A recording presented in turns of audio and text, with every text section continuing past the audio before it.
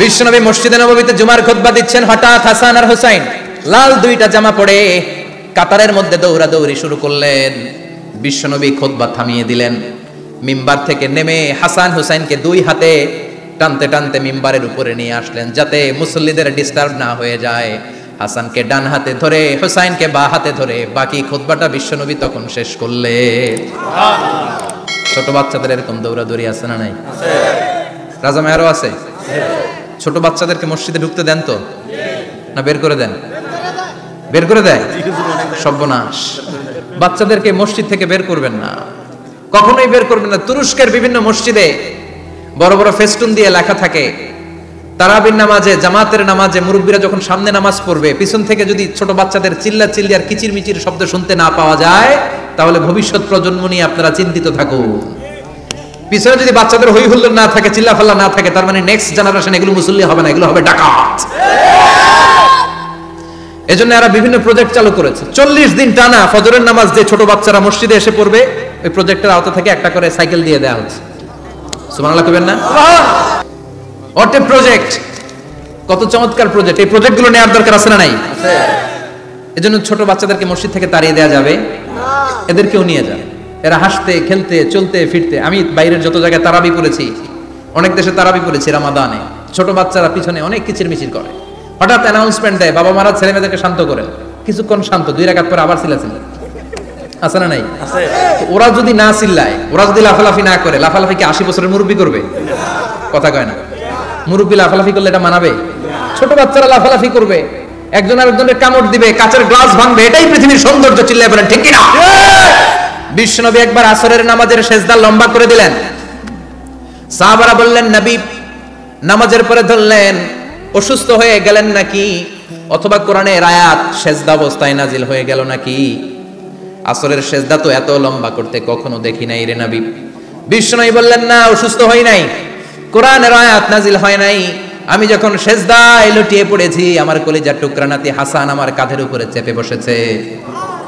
আমি যদি সেজদা থেকে মাথা উঠাই, হাসানের কষ্ট হয়ে যাবে, তাই আসরের একটা সেজদা আমি ইচ্ছা করেই লম্বা করে দিয়েছি। কি নবী ছিল, কি মায়া ছিল নাতিদের সাথে।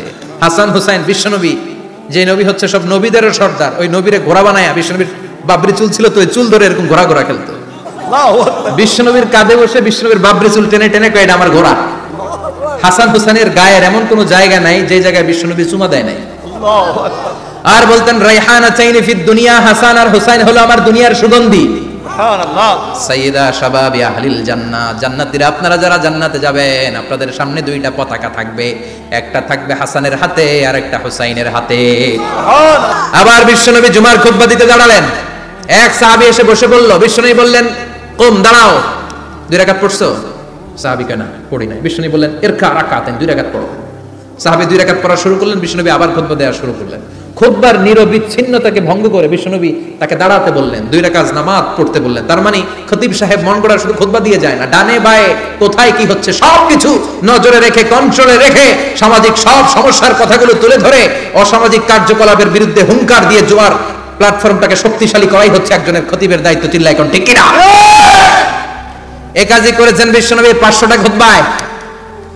আবার বিশ্বনবী দাঁড়িয়ে খুতবা দিচ্ছেন, এক সাহাবী এসে বলেন, নবী মদিনার মধ্যে পানি নাই, অনাবৃষ্টি, দুর্ভিক্ষ, আপনি একটু দোয়া করেন যাতে বৃষ্টি হয়। কিসের দোয়া?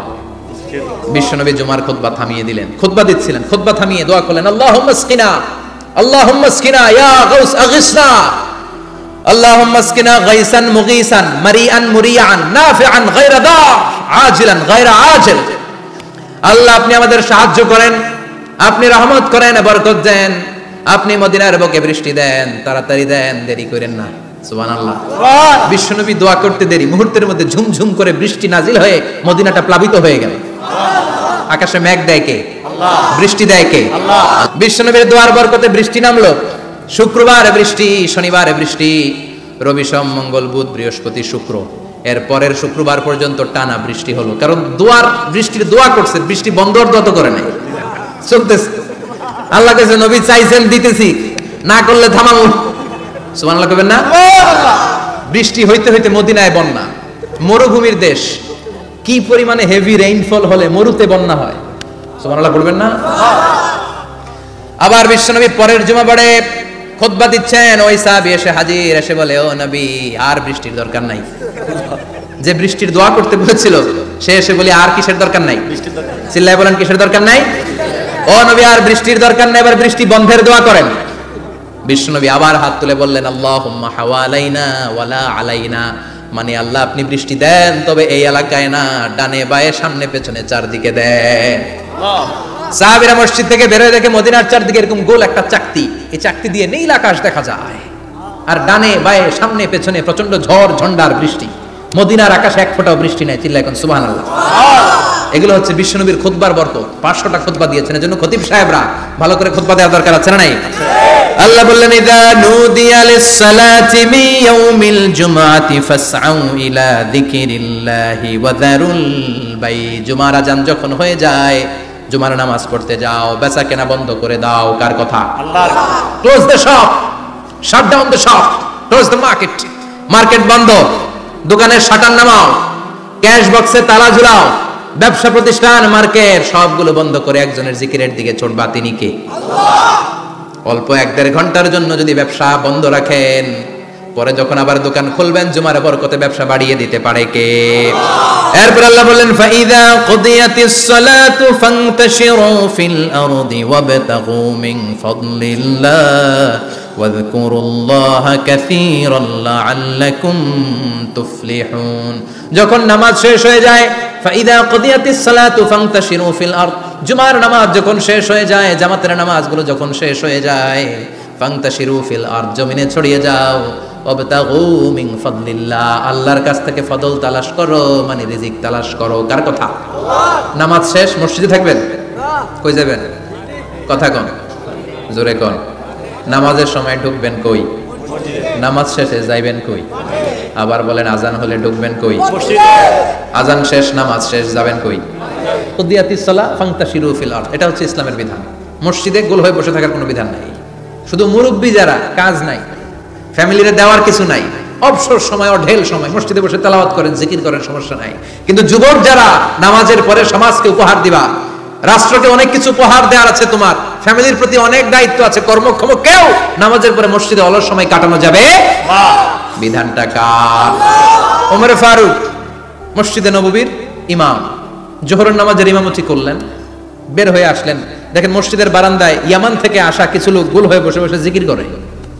কি করে? মনোযোগ নাই। কি করে?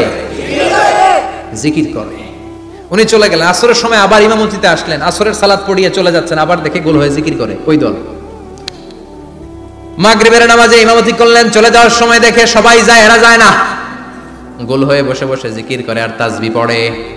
এবার ওমর ফারুক বললেন, আসসালামু আলাইকুম। সবাই বলে ওয়ালাইকুম আসসালাম। মান আনতুম, তোমরা কারা? কয় নাহনু আল মুতাওয়াক্কিলুনা আলাল্লাহ, আমরা আল্লাহর উপর তাওয়াক্কুল করছি। তো তাওয়াক্কুল করে যে বসে আছো, তোমাদের ফ্যামিলি নাই, ছেলে মেয়ে নাই, দায় দায়িত্ব নাই, সমাজকে উপহার দেওয়ার মতো কিছু নাই, আর তোমরা যে বসে আছো 3টা বেলা খাইলা কোথা থেকে? না রোজাদার। ইয়ামানি লোকগুলো বলে না রোজা রাখি নাই, খাইছি। ওমর বলল, বড় আল্লাহর ওলি খানা করতে আইছে? আমাদের জিকির আর বুজুর্গি দেখে আশেপাশের লোকজন খানা দিয়া গেছে। ওমরে ফারুক বলে, তাহলে তো তোমরা মিথ্যাবাদী, তোমরা মুতাওয়াক্কিলুনা আলাল্লাহ নও, তোমরা আল্লাহর উপর তাওয়াক্কুল করনি, তোমরা হচ্ছে আল মুতাওয়াক্কিলুনা বা'দুকুম বা'দা, একে অপরের উপর নির্ভরশীল। যারা খানা দিয়ে যায় এদের উপর তোমরা নির্ভরশীল। তোমরা জিকির করার তাকায় থাকো, বাটি আসে কোন দিক দিয়া, খাবারের প্লেট আসে কোন দিক দিয়া, জোরে কোন, ঠিক কিনা? ঠিক। আল্লাহর উপর তাওয়াক্কুল এটা নয়। আনতুমুল মুতাওয়াক্কিলুন বা'দুকুম বা'দা, এখনই মসজিদ থেকে বের হয়ে যাও। এরপরে কোনদিন নামাজের পর গোল হয়ে বসে থাকতে দেখলে পিটায়া মসজিদ থেকে তাড়াবো। এটা হচ্ছে ইসলামের বিধান। চিল্লা এখন, ঠিক কিনা? ফান্তাশিরু ফিল আরদ। নামাজের পরে কৃষক চলে যাবে মাঠে, ব্যবসায়ী চলে যাবে শপিং মলে, মেম্বার অফ দ্য পার্লামেন্ট চলে যাবে সংসদে, সেনা সদস্যরা ঢুকে যাবে ক্যান্টনমেন্টে। চিল্লা এখন, ঠিক কিনা? যার যেখানে দায়িত্ব পালন করার জন্য ছোট, মসজিদে বসে থাকা যাবে? কোন যুবক মানুষ, কর্মক্ষম মানুষ নামাজের পরে মসজিদে বসে বসে জিকির করা যাবে? নামাজে তো সবচেয়ে বড় জিকির, কামাই করা লাগবে না? মেয়ে কোথায় গেল, ছেলে কোথায় গেল, ফ্যামিলির খোঁজ খবর নেওয়ার দরকার আছে না নাই? চিল্লায় বলেন আছে না নাই? এরপর আল্লাহ বললেন, ওয়া ইযা রাআউ তিজারাতান আও লাহওয়ান ফাদ্দু ইলাইহা ওয়া তারাকুকা কাইমা। ও নবী, সাহাবারা কাফেলার পণ্যের লোভে, কাফেলার পণ্য এসেছে মদিনায় শুনে আপনারা জুমার মিম্বারের মধ্যে দাঁড় করিয়ে রেখে সবাই চলে যায়। এটা ঠিক করে নাই। আমার কাছে এমন রিজিক আছে যেটা কখনো ফুরাবে না, ঠিক কিনা? এই আয়াতটা বুঝতে হলে 2 মিনিট খুব মনোযোগ দিয়ে কানগুলো খরগোশের মতো খাড়া করে ফেলেন। খরগোশ কিন্তু খুব খাড়া কান করে শুনে, জানেন? কানগুলো খরগোশের মতো খাড়া হয়েছে। মনোযোগ আছে? বিশ্বনবী সাল্লাল্লাহু আলাইহি ওয়াসাল্লাম মদিনাতে প্রথম যখন জুমার নামাজ পড়াতেন তখন আগে জুমার 2 রাকাত পরে 2টা খুতবা দিতেন, ঈদের নামাজের মতো। ঈদের নামাজে আগে কি 2 রাকাত, পরে খুতবা। জুমার নামাজও ছিল এরকম, আগে 2 রাকাত নামাজ, পরে খুতবা। বিশ্বনবী আগে 2 রাকাত নামাজ পড়িয়ে খুতবা দিচ্ছেন, তখন মদিনায় দুর্ভিক্ষ, খাবার দাবার নাই। 1 মাস আগে দিহিয়াতুল কালবি আল আনসারী নামক এক সাহাবীকে দিয়ে বিশ্বনবী শাম দেশ থেকে কাফেলা পাঠিয়েছেন খাবারের দ্রব্যাদি আনার জন্য, পণ্য আনার জন্য। 1 মাস পরে তারা খাদ্যের পণ্য নিয়ে, মদিনাতে তখন দুর্ভিক্ষ, খাবারের দাম 2 গুণ 3 গুণ, খাবারের পণ্য নিয়ে কাফেলা ফিরে এসেছে জুমার টাইমে। তখন বিশ্বনবী জুমার 2 রাকাত নামাজ পড়িয়ে খুতবা দিচ্ছিলেন। কি করতেছিলেন? আর তখন নিয়ম ছিল কোন শহরে কাফেলা ঢুকলে তারা তবলা বাজাতো, ঢোল বাজিয়ে দিত, ঢোলের আওয়াজ সবাই শুনে ওইখানে জড়ো হতো। যার যত পণ্য কিনা দরকার পণ্য কিনে নিয়ে চলে যেত। বিশ্বনবী জুমার নামাজের ইমামতি করে 2টা খুতবা যখন দিবেন, মিম্বারের মধ্যে দাঁড়িয়ে বিশ্বনবী মসজিদে নববীতে খুতবা দিচ্ছেন। খুতবার মাঝখানে বিশ্বনবী তবলার আওয়াজ শুনতে পেলেন। কিসের আওয়াজ? বিশ্বনবী সহ সব সাহাবারা বুঝতে পেরেছে 1 মাস আগে দিহিয়াতুল কালবি শাম দেশে যেই কাফেলা পাঠানো হয়েছে, ওই কাফেলা খাবারের পণ্য নিয়ে মদিনার মধ্যে ঢুকেছে। এখন মসজিদে কানাঘুষা। কিছু সাহাবী বলে না না, বিশ্বনবীর খুতবা রেখে যাওয়া যাবে না। অনেকে বলে আমরা না গেলে মুনাফিকেরা সব পণ্য কিনে ফেলবে, আমরা খাবো কি? কেউ কয় বসে থাকি, কেউ কয় লজাই। 2-4 জন ওঠা শুরু, সাথে সাথে ওনাদের পিছনে পিছনে বাকি সাহাবীরাও ওঠা শুরু। যেতে যেতে পেছন থেকে 1 কাতার, 2 কাতার, 3 কাতার, পুরো মসজিদে নববী খালি, মাত্র 12 জন সাহাবা ছাড়া। কয়জন? 12 জন। কথা কম। 12 জন। মাত্র 12 জন সাহাবা বিশ্বনবীর সামনে বসে আছেন। 4 খলিফা জাবির ইবনে আব্দুল্লাহ, এরকম 12 জন সাহাবা বসে আছেন। সব সাহাবারা পণ্য কেনার জন্য চলে গেল। সাহাবারা ভাবলো নামাজ আসল, নামাজ তো পড়েই ফেলছে, এখন খুতবা সমস্যা নাই। কিন্তু আল্লাহ এটা সহ্য করলেন না। বিশ্বনবী দাঁড়িয়ে খুতবা দিবে আর সাহাবারা সেই খুতবায় বসে না থেকে কাফেলার পণ্য করণের জন্য দৌড়াবে, এটা সাহাবাদের জন্য শোভনীয় নয়। চিল্লা এখন ঠিক কিনা? এজন্য সাহাবাদেরকে ধমক দিয়ে, আমাদের চোখে আঙ্গুল দিয়ে আল্লাহ আয়াত নাযিল করলেন, ওয়া ইযা রাআউ তিজারাতান লাহওয়ানি আও লাহওয়ানিন ফাদ্দু ইলাইহা ওয়া তারাকুকা কাইমা। ও নবী, আপনার সাহাবারা দুনিয়ার পণ্য সামগ্রী দেখে আপনাকে জুমার মিম্বারের মধ্যে দাঁড়িয়ে রেখে তারা চলে যায়। কুল মা ইনদাল্লাহি খায়রুম মিনাল লাহওয়ি ওয়া মিনাত তিজারা। ও নবী, আপনি বলে দেন আমার কাছে এত বিশাল ধনভাণ্ডার আছে, সবার যত চাহিদা যত কামনা আছে সব যদি দিয়ে দেয় আমার ধনভাণ্ডারের 1 ইঞ্চিও কমবে না। সবচেয়ে বড় রিজিকদাতা কে? আল্লাহ। চিল্লায় বলেন কে? আল্লাহ। কেউ যেটা পারে না পারে কে? আল্লাহ। কেউ যেটা দেয় না দেয় কে? আল্লাহ। জুমার নামাজে আগে আগে যেতে রাজি আছেন? সময় মতো জুমার খুতবা শুনতে রাজি আছেন তো? ইনশাআল্লাহ। খতিব সাহেবরা ঠিকঠাক মতো জুমার খুতবা দিবেন তো? ইনশাআল্লাহ। জুমার দিনের কিছু সুন্নাত আছে, শুনবেন না দোয়া করে ফেলবো? এই সুন্নাতগুলো শুনে আমরা বিদায় নিব। চিল্লায় পড়েন ইনশাআল্লাহ। দোয়া না নিয়ে কে কে যাবেন? হাত তোলেন। একজন। আর আপনি দোয়া না নিয়ে চলে যাবেন? এত ব্যস্ততা। জুমার দিনের প্রথম সুন্নত হচ্ছে জুমার দিনের ফজরের নামাজটা জামাতে পড়া। সবাই কয় খাইছে, হুজুরে দর্শে জায়গা মতো, আসল জায়গায়। ফজরের নামাজে ভেজাল আছে না নাই? রাজা মেহারে নাই। রাজা মেহারের মসজিদ সব প্যাক হয়ে যায়, মুসল্লি আর মুসল্লি। জুমার নামাজের প্রথম সুন্নত হচ্ছে ফজরের নামাজটা কি পড়া? জামাতে। আফদালুস সালাওয়াত ইনদাল্লাহি সালাতুল ফাজরি ফি ইয়াউমিল জুমআতি ফি জামাআহ। বিশ্বনবী বললেন জুমার নামাজের 15টা সুন্নত মুখস্থ রাখতে হবে। 1 নাম্বার সুন্নত ফজরের সালাত জামাতে পড়তে হবে। 2 নামাজ মুনাফিকদের কাছে সবচেয়ে কঠিন, একটা হচ্ছে ফজরের নামাজ আর একটা এশার নামাজ। এক আলেমকে জিজ্ঞেস করা হলো ফজরের বাতাসটা এত ঠান্ডা আর স্নিগ্ধ কেন? আলেম উত্তর দিয়েছিল কারণ ফজরের বাতাসে মুনাফিকদের নাকের দুর্গন্ধ মিশে না। ফজরের বাতাসটা স্নিগ্ধ, ফজরের সময় আল্লাহওয়ালাদের আনাগোনা, মুসল্লিদের আনাগোনা, ইসলামের পক্ষের শক্তির আনাগোনা। চিল্লায় বলেন ঠিক কিনা? মসজিদে নববীতে জুমার নামাজের দৃশ্য আর ফজরের নামাজের দৃশ্য ছিল এক। বাংলাদেশে ফজরের নামাজের দৃশ্য আর জুমার নামাজের দৃশ্য এক নাকি? ফজরের নামাজের সময় মুসল্লি নাই, 1 কাতারও হয় না। আর জুমার নামাজে পাক্কা মুসল্লি দেরি করে গেলে বারান্দায়ও জায়গা পায় না। ঠিক কথা কোন? তাহলে আগামীকাল ফজরের নামাজটা আমরা জামাতে পড়বো ইনশাআল্লাহ ইনশাআল্লাহ। এত আসতে ইনশাআল্লাহ আরো জোরে পড়েন ইনশাআল্লাহ। মনে থাকবে? ইমাম সাহেব কে মসজিদের? ইমাম কই? আবির সাহেব কই? কালকে দেখবেন যে কি অবস্থা হয় ফজরের সময়। জুমার নামাজের মতো ভিড় হবে, আসা যাবে না? কথা কয় না। 2 নম্বর সুন্নাহ হচ্ছে আসওয়াক, মেসওয়াক করা। মাথরাতুন লিল ফাম মারদাতুন লির রাব। মেসওয়াক করলে দাঁত পরিষ্কার থাকে, আল্লাহ খুশি হয়ে যায়। বিশ্বনবী বলেছেন যদি আমার উম্মতের জন্য কষ্ট না হতো প্রত্যেক নামাজের আগে মেসওয়াক করা আমি ফরজ করে দিতাম। সুবহানাল্লাহ। মেসওয়াক ছিল বিশ্বনবীর জীবনের শেষ আমল। এই মেসওয়াক করে বিশ্বনবী শেষ নিঃশ্বাস ত্যাগ করেছেন। আপনার নবী আমার নবী ওনার জীবনের সর্বশেষ আমল ছিল কি? সুবহানাল্লাহ কইবেন না? বিশ্বনবী জাইতুনের ডাল দিয়ে মেসওয়াক করতেন। বিশ্বনবী বলতেন নি'মা সিওয়াকি আয-যাইতুন ফাইন্নাহু সিওয়াকি ওয়া সিওয়াকুল আম্বিয়া মিন ক্বাবলি। জাইতুনের ডালের মেসওয়াক কতই না ভালো, কারণ এটা দিয়ে আমিও মেসওয়াক করি, আমার আগে সব নবীরাই জাইতুনের ডাল দিয়ে মেসওয়াক করেছে। সুবহানাল্লাহ। 3 নাম্বার হচ্ছে দুহুন, তেল মালিশ করবেন। বিশ্বনবী জাইতুনের তেল দাড়িতে চুলে আর গায়ে দিতেন। বিশ্বনবী বলতেন ওয়াদাহিনু ফাইন্না ফিত তাদহিনে বারাকাত। তেল খাও, তেল দাও, তেল মালিশ করো, তেলের ভেতরে আল্লাহ বরকত ঢুকাইয়া দিছে। তেল দিবেন তো? 4 নম্বরে আত্তিব, জুমার দিনে সুগন্ধি লাগিয়ে যাওয়া সুন্নাত। লাগাবেন? লাগাতে রাজি আছেন? বিশ্বনবী বলতেন এই দুনিয়ার 3টা জিনিস আমার কাছে সবচাইতে প্রিয়। হুব্বিবা ইলাইয়া মিন দুনিয়াকুম সালাস। এক হচ্ছে আন-নিসা, নারীদেরকে আমি পছন্দ করি। 2 হচ্ছে আত্তিব, সুগন্ধি লাগাতে আমি পছন্দ করি। বিশ্বনবীরে কেউ সুগন্ধি হাদিয়া দিয়েছে, বিশ্বনবী নেয় নাই, এরকম কোনো ঘটনা ঘটে নাই। আল্লাহু আকবার। 3 নম্বরে কুররাতু আইনি ফিস সালাহ।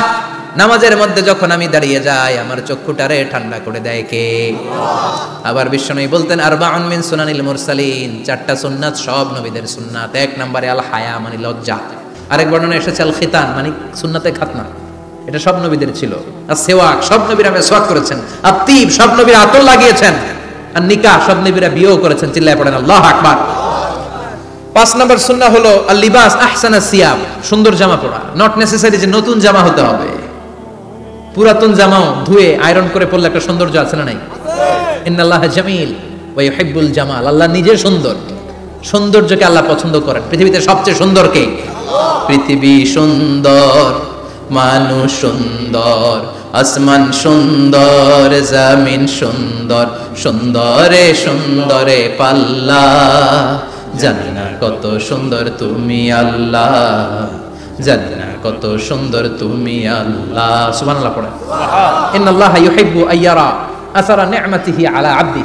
আল্লাহ তার বান্দার উপর তার নেয়ামতের ছিটেফোঁটা দেখতে চান। আপনি যদি ধনী হন দামি জামা পরবেন, সুন্দর জামা পরবেন। অনেকে আছে অনেক ধনী কিপটুসের মতো সিরা জামা পরে, আছে না নাই? আপনি ধনী মানুষ, আপনি সিরা জামা পরছেন কেন?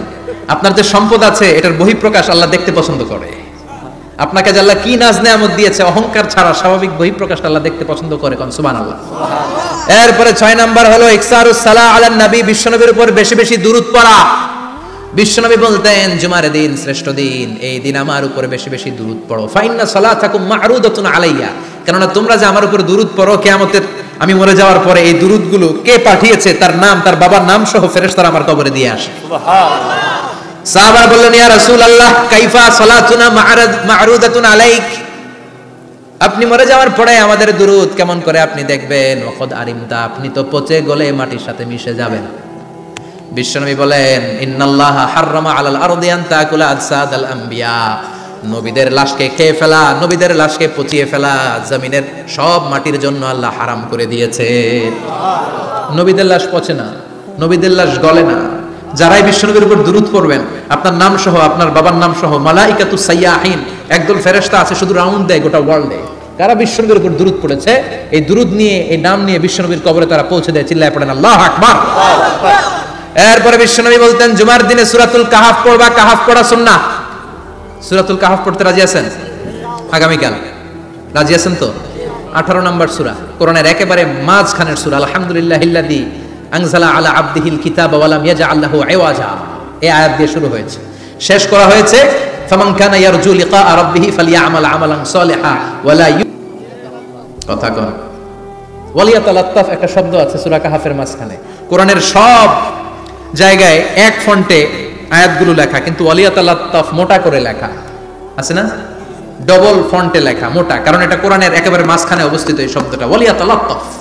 এর আগে যত শব্দ এর পরে তত শব্দ, এর আগে যত কোরআনের অক্ষর এর পরে তত অক্ষর। সুবহানাল্লাহ বাড়িতে গিয়া বিষ্ণু বললেন সূরাতুল কাহফ যে তেলাওয়াত করবে ইয়াকুনু লাহু নূর, এই সূরাতুল কাহফ কিয়ামতের দিন তার সামনে বিশাল একটা আলো হয়ে আসবে, এই আলো দিয়ে পুলসিরাত পার হয়ে ওই বান্দা জান্নাতের ভেতরে ঢুকে যাবে।